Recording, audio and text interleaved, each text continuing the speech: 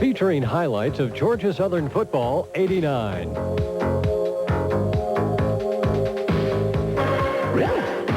With Coach Irk Russell and the high-flying Eagles. Here to comment on this week's action is WJCL sportscaster Bill Edwards. Good evening, everyone. Welcome to the National Championship. Stephen F. Austin going against Georgia Southern College just one more time, Irk, and it is indeed, as you mentioned, just one more time, and a beautiful day to play football. It's gotten to that point, hasn't it, Bill? Just one more time. Everything's right. The weather's good. Got a little wind blowing across the field. Going to have an awful lot of people here. I guess a beautiful day for football. I kind of like 80 degrees myself, but gosh, it's a lot better than it was last week, isn't it? It sure is. Our guys ought to be ready to play, and I'm sure theirs will too. When it comes down to a national championship, just one more time game, there's not much else that really matters. Winning streak, record, all of that stuff is just incidental compared to the football game that is to be played here today. Physically, everybody seems to be in pretty good shape, relatively speaking. I would think. I understand Joe Ross is suited up and ready to go. Joe is suited up and ready to go, and we're going to check him out in pregame warm-up. And if he's running well, we probably will go ahead and start him and see how he does. He can't be in very good physical condition because he hasn't done anything for 2 weeks and is coming off that surgery. But feel good about having Lester back him up, and we'll put him in there and see what happens. It's got to be special for guys like Taz Dixon and Bart Hughes, who didn't get to play last year. Well, very special for them, and they've talked about that openly, that it sure is tough to sit over there with an injury and watch your teammates play for national championship and not really be a part of it. So those two guys particularly are looking forward to this afternoon's activity. We've heard this has been great for Statesboro, great for Southeast Georgia. Looks like we're going to have a packed house and then some today. Let's do it one more time. Bill, let's hope that since the setting is as it is, that we can cooperate with everybody and win this football game. That'll make me, our team, and 25,000 people here feel a lot better. We're proud of you, Irk. Get after it. See you later. Okay. We'll see you with the first half highlights after this.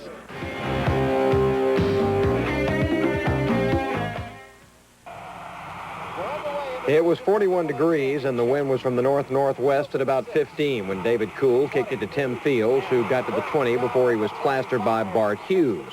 On the first play from scrimmage, Todd Hamill pitched to Anthony Landry to get the hostilities underway officially and picked up 4 yards.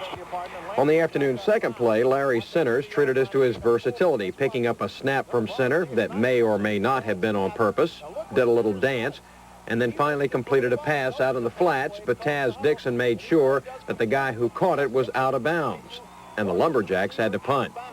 Georgia Southern's first down pass play was superb. Raymond Gross swung out a quick one to Carl Miller, who bobbled it at first, got the grip on it, and then got 25 yards down to the Jacks' 41. Then a couple of quarterback keepers got the Eagle Express home. Raymond kept it for 13 here. And on 3rd and 13, Ray was touchdown bound after a good block by Sean Gainey on the left corner, and 25,000 faithful went bananas. The Eagles had gone 66 yards in 7 plays.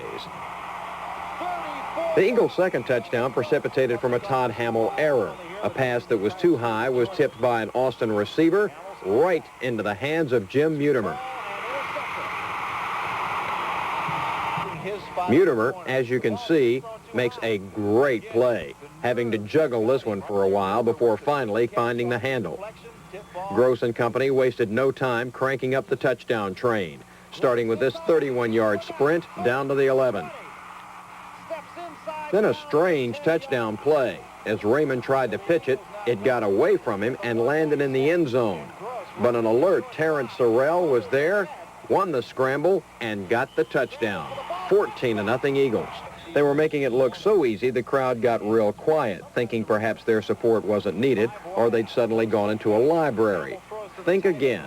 On 3rd and 8, Hamill hit Derek Wright for a 21-yard pickup, and the next third down conversion was even more impressive as Hamill went on top to Dave Kelly, who made a sensational catch 31 yards upfield at the Southern 8. But on 2nd and goal, Hamill tried for it all, and Rodney Oglesby just happened to be in the flight path, intercepting at the 1. Then we got to see Joe Ross for the first time in 2 weeks. He got 3 yards. But the Eagles couldn't get a first down out of this, so Terry Harbin made his initial appearance of the afternoon.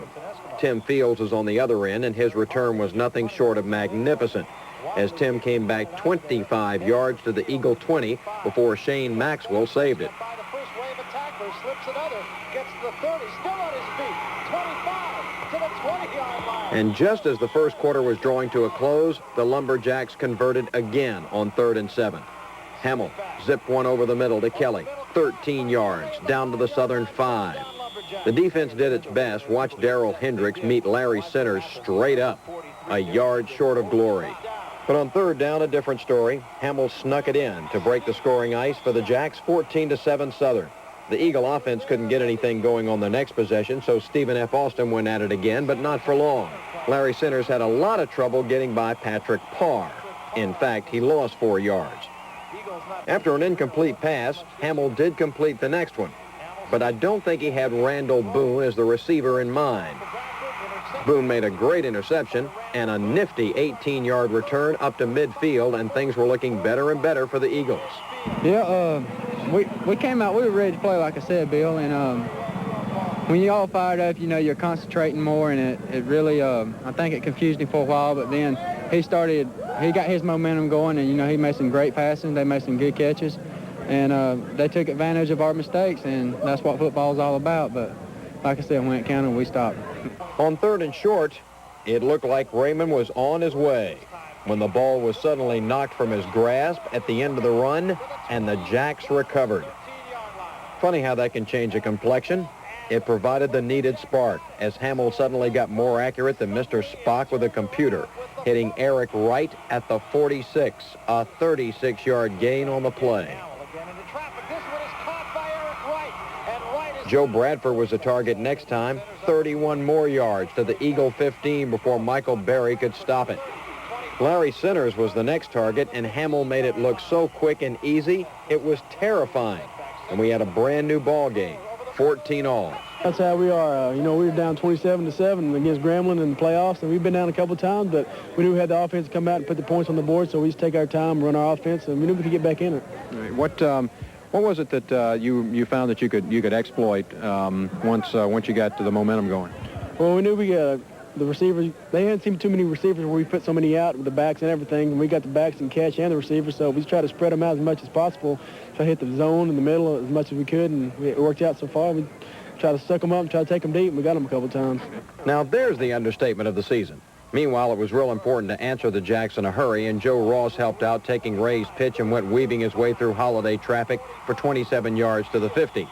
But on 3rd and 2 at the enemy 13, a pitch to E.T. got nothing. So we wound up settling for a 30-yard field goal from Mike Dowis.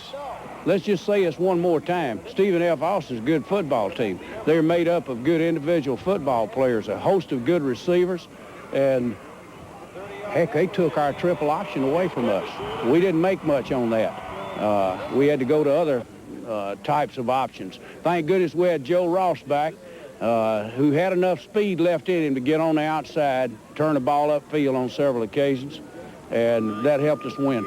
The Eagle defense forced the Jacks to punt, and Randall Boone, finishing his career in fine style, broke through to block it with 2.5 minutes to go in the half. But the defense held, and Southern had to settle for another kick. Dowis' 37-yarder was right through for a 20-14 advantage, and only 12 seconds to go, but oh, how SFA utilized those 12 seconds. They managed to get off 2 plays. The first one was spectacular. A shot to Joe Bradford over the middle, who got all the way down to the Eagle 30, and still 5 ticks left on the clock. Just enough time for Chuck Rawlinson to boot a 53-yard field goal, and Southern's lead now was only 3. Suddenly, it was Stephen F. Austin going into the locker room with the momentum. We'll have a chat with an old friend at halftime next.